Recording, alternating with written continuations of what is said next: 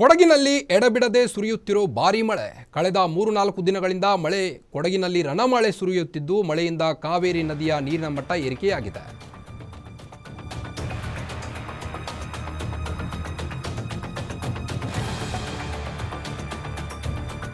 ರಾಜ್ಯದಲ್ಲಿ ಮಳೆಯ ಆರ್ಭಟ ಜೋರಾಗಿದೆ. ಬೆಂಗಳೂರಲ್ಲೂ ಇಂದು ಲಘು ಮಳೆಯಾಗಿರುವಂಥದ್ದು. ಹಲವು ಜಿಲ್ಲೆಗಳಲ್ಲಿ ಮಳೆರಾಯ ಅಬ್ಬರಿಸಿ ಬೊಬ್ಬಿರಿಯುತ್ತಿದ್ದಾನೆ. ನಾನಾ ಅವಾಂತರಗಳನ್ನೇ ಸೃಷ್ಟಿ ಮಾಡ್ತಾ ಇದ್ದಾನೆ. ಇನ್ನು ಕೊಡಗಿನಲ್ಲಿ ಎಡಬಿಡದೆ ಭಾರೀ ಮಳೆಯಾಗಿರುವಂಥದ್ದು. ಕಳೆದ 3-4 ದಿನಗಳಿಂದ ಕೊಡಗಿನಲ್ಲಿ ಮಳೆಯಿಂದ ಕಾವೇರಿ ನದಿಯ ನೀರಿನ ಮಟ್ಟ ಕೂಡ ಏರಿಕೆಯಾಗಿರುವಂಥದ್ದು. ವರುಣನ ಆರ್ಭಟದಿಂದ ಜನಜೀವನ ಸಂಪೂರ್ಣ ಅಸ್ತವ್ಯಸ್ತವಾಗಿದೆ. ಭಾಗಮಂಡಲ, ವಿರಾಜಪೇಟೆ ಸೇರಿ ಹಲವೆಡೆ ಮಳೆಯ ಅಬ್ಬರ ಜೋರಾಗಿದೆ. ಕಾವೇರಿಯ ಉಗಮ ಸ್ಥಾನವಾದಂಥ ತಲಕಾವೇರಿ ಭಾಗಮಂಡಲದಲ್ಲಿ ಧಾರಾಕಾರವಾಗಿ ಮಳೆ ಸುರಿದಿರುವಂಥದ್ದು. ತ್ರಿವೇಣಿ ಸಂಗಮದಲ್ಲಿ ನೀರು ಉಕ್ಕಿ ಹರಿಯುತ್ತಿದೆ. ತ್ರಿವೇಣಿ ಸಂಗಮದ ಉದ್ಯಾನ ಸಂಪೂರ್ಣವಾಗಿ ಮುಳುಗಡೆಯಾಗಿರುವಂಥದ್ದು.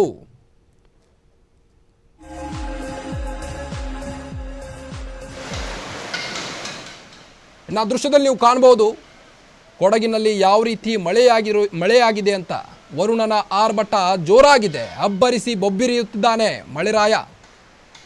ಮುಂಗಾರು ಪೂರ್ವ ಮಳೆ ಈ ಬಾರಿ ವಾಡಿಕೆಯಂತೆ ಹೆಚ್ಚಾಗಿದೆ. ಕಳೆದ 3-4 ದಿನಗಳಿಂದ ಮಳೆ ಜೋರಾಗಿದೆ. ಮಳೆಯಿಂದ ಕಾವೇರಿ ನದಿಯ ನೀರಿನ ಮಟ್ಟ ಕೂಡ ಏರಿಕೆಯಾಗಿರುವಂಥದ್ದು. ಜನರು ಓಡಾಡೋಕ್ಕೂ ಕೂಡ ಪರಿಸ್ಥಿತಿ ತೀರಾ ಹದಗೆಟ್ಟಿದೆ. ನೀವು ದೃಶ್ಯದಲ್ಲಿ ಗಮನಿಸಬಹುದು. ಕೊಡಗಿನ ದೃಶ್ಯ ಇದು. ಮಳೆಯಿಂದಾಗಿ ಏನೆಲ್ಲ ಅವಾಂತರವಾಗಿದೆ ಅಂತ. ಭಾಗಮಂಡಲ, ವಿರಾಜಪೇಟೆ ಸೇರಿ ಹಲವೆಡೆ ಮಳೆಯ ಅಬ್ಬರ ಜೋರಾಗಿದೆ. ತ್ರಿವೇಣಿ ಸಂಗಮದಲ್ಲಿ ನೀರು ಉಕ್ಕಿ ಹರಿಯುತ್ತಿದೆ.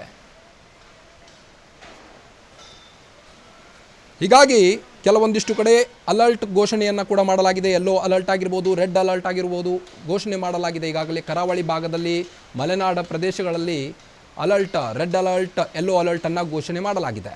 ಭಾರೀ ಮಳೆಯಿಂದಾಗಿ ಸಾಕಷ್ಟು ಅವಾಂತರಗಳು ಸೃಷ್ಟಿಯಾಗಿರುವಂಥದ್ದು.